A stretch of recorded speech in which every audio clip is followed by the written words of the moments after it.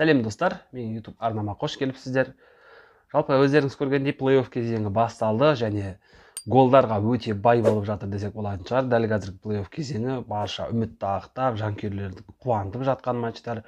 Күні кеше өткен екі матч осы жалпы Европа чемпионатының үздік қос матчы деген атқа толық лайықты екі матч өтті. Өздеріңіз білетіндей Франция мен Швейцария және де Испания мен Хорватия арасындағы матч, екеуінде де негізгі уақытта 3-3 жаңағы есеп тіркелді. Алайда Испания ұлттық құрамасы қосымша уақытта жаңағы экстра таймда 2-1 гол соғып, жаңағы өздерінің Хорватиядан басым екендігін көрсетті. Және осы тұста Хорватия ұлттық құрамасын атап өткен жөн. Хорватия ұлттық құрамасы жалпы әрине 2018 жылға әлем чемпионатының финалынан кейінгі өзгерген құрам бар.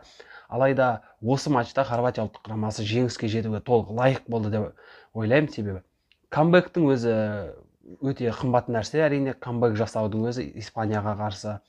Ал Испания ұлттық құрамасы өзіне мүлдем ұқсамады. Сол бірінші голдан бастап жаңағы Унай Симонның қателігі, тағы бір автогол, айта кетейік, тағы бір автогол Европа чемпионатындағы. Және Испания ұлттық құрамасына сол бір тәжірибелі ойыншылар жетіспеді деп ойлаймын. Ол бірінші кезекте әрине Серхио Бускетс, алайда сол бір Жорди Альба мен Серхио Бускетсті санамасақ, Испания ұлттық құрамасында сол бір Серхио Рамос немесе Диего Коста сынды мықты жаңағыдай байырғы костяктың ойыншылары жетіспегені көрініп тұрды.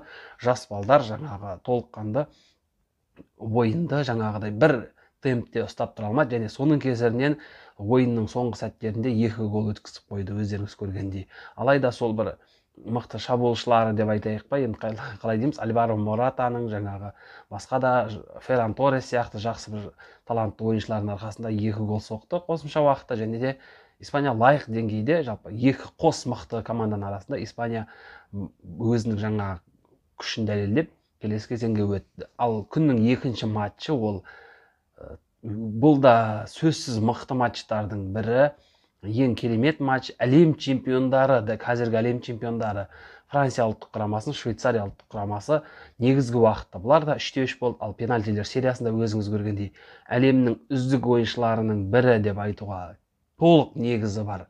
Килиан Мбаппе өздеріңіз білетіндей пенальтиден қателесті. Әрине Килиан Мбаппенің бұл мансабына ешқандай да кедергісін тигізбейді деп ойлаймын. Мбаппе өзіңіз білетіндей толық керемет талантты ойыншы. Сондықтан ертең-ақ Мбаппе бұл жағдай туралы ұмытып, жаңа маусымда жаңа нәтижелік көрсетуі әбден мүмкін. Әрине сәтсіздік кез келген жұлдыздың өмірінде болады. Кезіндегі Джон Терридің немесе Роберто Баджоның пенальтилерін еске алатын болсақ, мұндай сәтсіздіктер жиі орын алып тұратын жағдай. Сондықтан Мбаппе мен өзім әлі де өзін керемет деңгейде көрсететін, бірнеше жыл жоғары деңгейде ойын көрсететін ойыншы ретінде санаймын. Ал Швейцария ұлттық құрамасына келетін болсақ, Харис Сеферович те басқа ойыншылары да жалпы Швейцария ұлттық құрамасының жаңа құрметке лайық деп ойлаймын. Жалпы Швейцария ұлттық құрамасына келгенде мен таңғалатын бір жайтым, Швейцария ұлттық құрамасының барша осындай үлкен топ додасында жаңағыдай өздерінің иығында алып жүретін ойыншылар дейікші, Гранит Джака, Харис Сеферович, Брел Эмболо, Джердан Шакири ешқайсысы клубтық деңгейде керемет мансап өткізе алмайтын ойыншылар. Гранит Джаканың Арсеналдың жанкүйерлерімен қарым-қатынасын өзіңіз білесіздер. Джердан Шакири мүлдем ойнамайды десек болатын шығар Ливерпульде. Ал Харис Сеферович сол 2014 жылдан бері болашағынан үміт күттіретін жас ойыншының қатарында әлі күнге келе жатыр. Ал жасы болса 30-ға келіп қалды. Ал Харис Сеферовичтің дәл қазір қайда ойнайтынын кейбір жанкүйерлер өзі де білмейді. Ол Голландия чемпионатында ойнайды дәл қазір Харис Сеферович. Алайда осы Европа чемпионатына келгенде барлығы жаңағыдай жинақылықтың арқасында өте керемет ойын көрсетеді. Кешегі ойын оған дәлел. Және Швейцария ұлттық құрамасында кезекті жеңісімен құттықтаймыз. Швейцария ұлттық құрамасының жанкүйерлері бар болса, оларды да құттықтаймыз әрине. Өте керемет ойын, өте керемет жеңіс.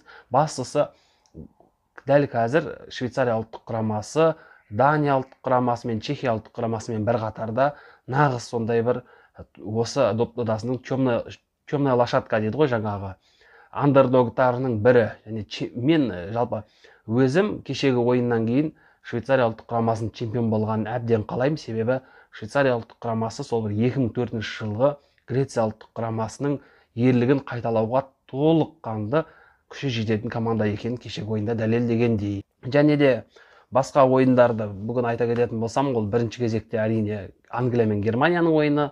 Ол ойынды күтіп отырғандар көп. Алайда бұл ойынның да кешегі сол Португалия мен Бельгияның ойынына қарап есептейтін болсам, бұл ойында да бір голдан артық соғылмайтын сияқты. Себебі екеуі де жайбасар команда. Өткен жолы айта кеттім ғой, Англия ұлттық құрамасы да жайбасар, Германия ұлттық құрамасынан да сол Венгриямен ойыннан кейін жаңағыдай бір керемет нәтижелікті күте алмаймын.